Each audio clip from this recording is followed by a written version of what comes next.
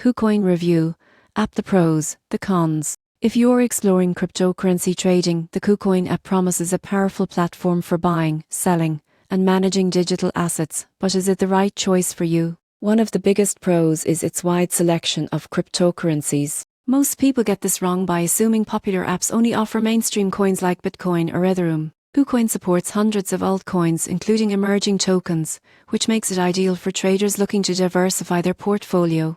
The app also provides advanced trading tools. You can set limit and stop orders, use margin trading, and access real-time charts to analyze price movements. For example, active traders can take advantage of KuCoin's futures contracts to manage risk and explore leverage opportunities. Another advantage is its user-friendly interface. Despite advanced features, the app organizes menus intuitively, allowing beginners to navigate easily while giving experienced traders depth with advanced options. Security features like two-factor authentication, withdrawal whitelist, and cold storage also add peace of mind. However, there are cons. Some users report that customer support response times can be slow, especially during high market volatility. Trading fees, while competitive, may accumulate for frequent traders, and beginners might find margin trading risky without proper understanding. Regulatory restrictions in certain countries can also limit account functionality.